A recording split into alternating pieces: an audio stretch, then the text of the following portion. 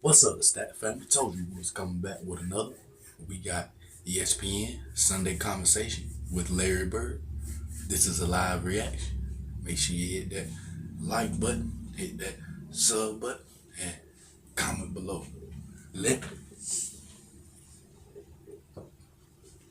get it. Y'all know we live and legendary in here. Russell, Jones, Nelson, Havlicek, Kuzi, Collins. But for the past dozen years, it has been Bird. You know what? Today, just another example of what his mere presence means to the Celtics. Of course, as you're about to see it here, it was more than his mere presence that did in the Pacers. Here now, a different look at Larry.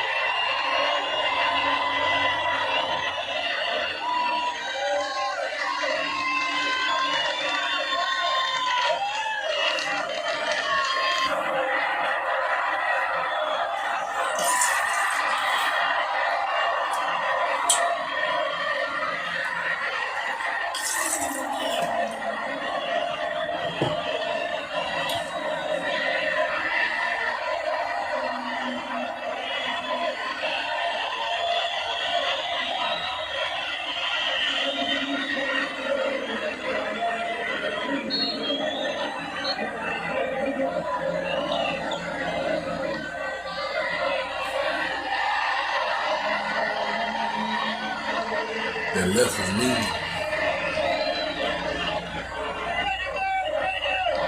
Turn around.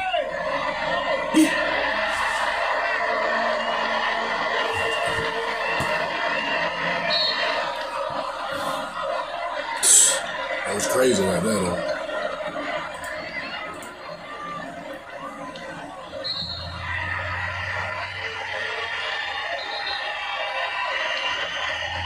It's a legendary game, man. Person, turn around.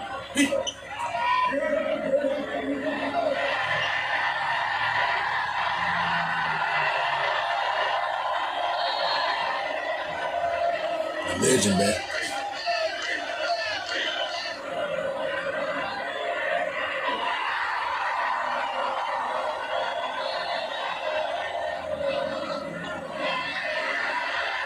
The lead pass. Showtime. Where'd you lose? The tape. Oh yeah.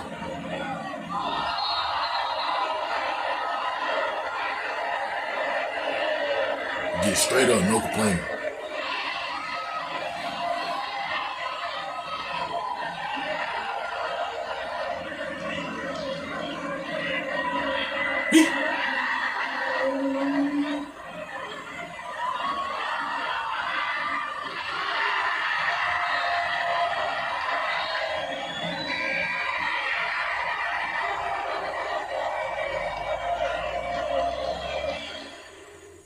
Those, of course, highlights from Game 5 on Sunday where the Celtics eliminated the Pacers in the first round. Highlights you did not see unless you were at Boston Garden. And you've got to really wonder how much longer Larry's going to hang in there. And I also wonder what his threshold of pain is like. You saw as he came out of the game, here he is already playing with a possibly cracked cheekbone. He has to lay down, as always, on the ground there to alleviate the pain on his back. You talk about great players. What he means to his team, that is the ultimate. He lifts them up. Parallels were made with Willis Reed coming out, Game 7, 1970. Different stakes. It's only first round, but a very similar parallel to the way that he just lifted the entire electricity level in the arena. Well, Larry, playing in pain as he does can do nothing but lift that team. And I wonder just how the team would have done if he had shown up and played just a mediocre second half. They may have won anyway, considering the lift that he gives them. I'll tell you what, the Celtics' playoff history stands alone in NBA lore. Larry Bird's value to his team, just like Magic's, like any proven champion, performance in the clutch. He had 32 points today, and on his career, he has played in 10 ultimate playoff games. That is the 5th of a best of 5 or the 7th of a best of 7. Celtics, as we said earlier, are 8-2 in those games, and Bird's average in ultimate playoff games is nearly 5 points above his career scoring average. So if you want proof of clutch performance, sometimes numbers can mislead you. Those numbers don't. That'll be his legacy. When SportsCenter continues, Dan Patrick talks with Larry in our Sunday night conversation. His name and his signature, one of the hottest in sports. Now the autographs are so bad, everybody wants you to sign their cards. They could care less about meeting anyone. They just want to throw a card in your face and let you sign it, and then they take off. But there are a lot of kids out there that would rather shake your hand than get something signed. They're the ones that you want to spend more time with. What bothers you is the dad who's there who wants. The dad's there pushing little kids out of the way to get the autograph. Second round. And a Tuesday game at the Garden with the two-time champion Pistons. There is a general feeling in basketball this could be Bird's last hurrah, a last best chance for another championship ring. Already that legend is pretty fair.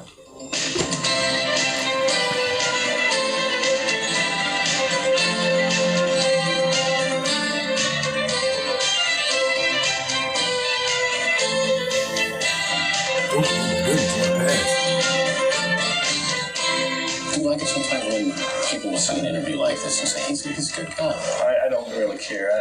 People are quick to judge other people. I think the first impression that someone gets will always be the impression they have of someone. I really don't worry about what people say. But you want to be liked, don't you? I'm sure I'm liked. I'm liked by my mom. That's all that matters. Well, you raised a good family. But I can't keep everybody happy. When I grew up, there was people in our hometowns. So there was them snotty-nosed bird kids again, because we was always in the mischief. We was always doing something. And if you always listen to other people, a lot of people have problems. A lot of people, if you just go around, even in your job, there's somebody talking about you behind your back, and everywhere you go, you have that, and you just got to learn to live with it. And I've dealt with it pretty good.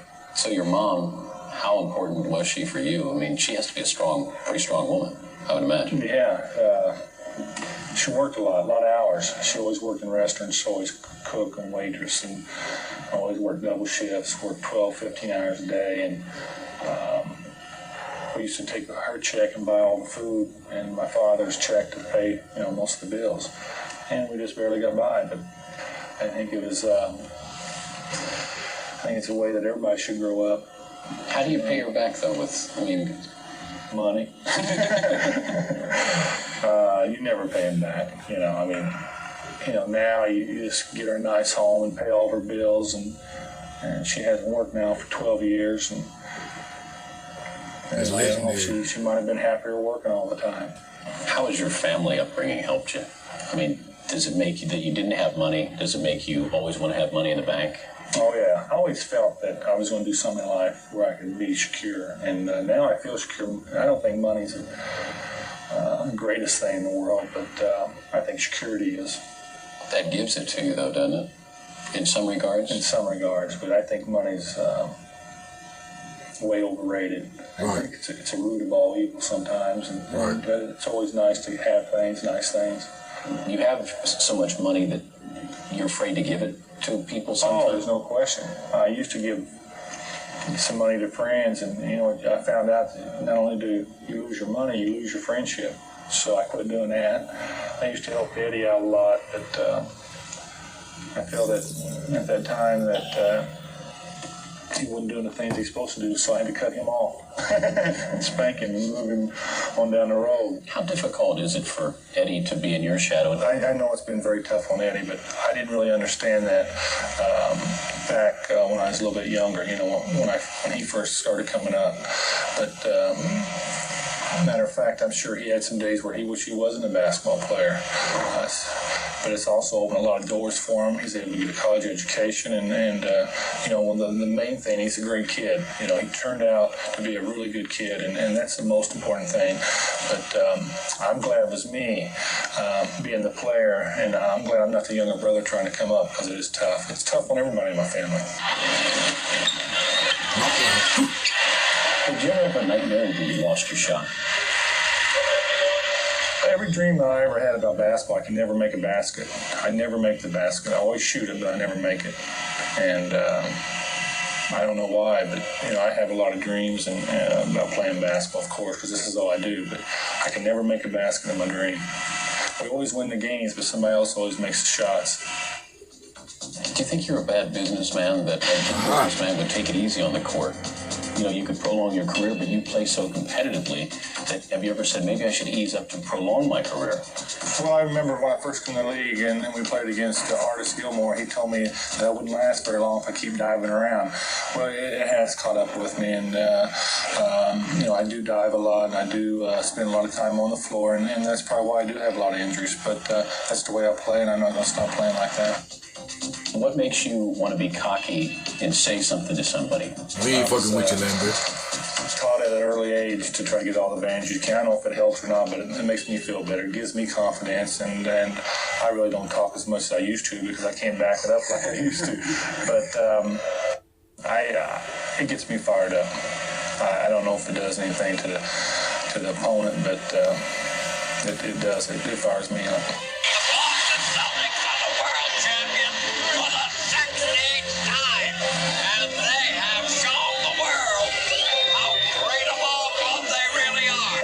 I can remember in '86 after we won it that when I got taken out of the game, my heart was pounding so fast that I thought it was going to explode. It felt like it was coming out of my chest, and I don't think you get that feeling ever unless it's something that you're caught up in. And I happen to be caught up in professional basketball, and we won the ultimate game, the championship game, and I don't know, it just gives you a feeling of euphoria that you can do anything, but it just lasts for a minute or so, and then it's look forward to next year.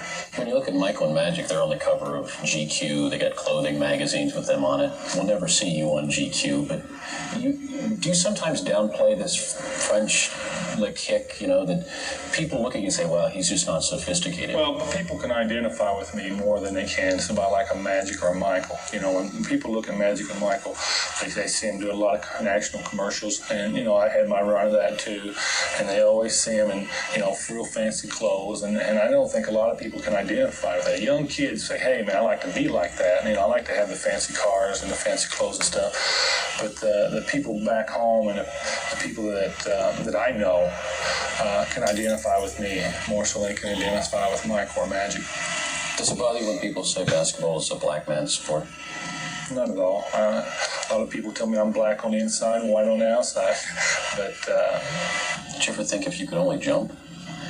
Well, I think about it every once in a while, but I used to be able to jump a little bit. But a lot of injuries has taken a lot out of my legs, and every once in a while I can go fly through there like Magic does. But Magic can't jump either, so. Now there's a sail wiper underneath the DJ right now. Any thoughts do you like to take that New Jersey off the final time? Well, it's going to be tough, but, it's something you have to deal with. It's going to happen to everybody. I'm just very fortunate to play for an organization that won a lot of championships, and when you put the jersey on, it means something. Dan asked Larry about the pain in his back, about the possibility of back surgery during the offseason, about spending time in traction. Larry does just not want to talk about it. No, it's just Larry. He doesn't want to give away anything. He says he wants to go for every advantage he can get. He figures if he gives away the fact that he's hurting in some particular area of the body, he's giving something away. Talking about money, Bob Wolf tells the story. His agent, when he brought Larry and his older brother in to talk business with him as Larry was coming into the pros, put him up in a hotel for a couple of days in Boston. Then the bill came to Bob's office. He expected all sorts, room service charges, this and that, phone calls. He still to this day keeps that bill, not a charge on it, scrupulous. They were on somebody else's tab, so they didn't charge anything. Just plain old Larry. Big Bird, you're a real legend, man. A real legend. Definitely black on the inside. You can see it. Real fans know. Real fans know. I'm a real fan now. They hit different. We salute you, Big Bird. Real legend now.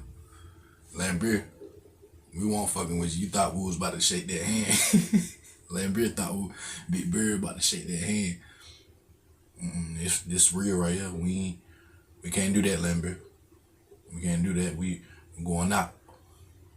We're gonna battle. All that handshake. Nah, we ain't with that. I heard you, Bird. I heard you. That's legendary right there, though. And you went out there and handled that. Real legend, Big Bird. Salute, Bird family. Thank y'all, Stat Family, for watching the full video. We're going to be back with another video after this video. Make sure y'all stay prayed up. Y'all be safe. And y'all be good. You know what?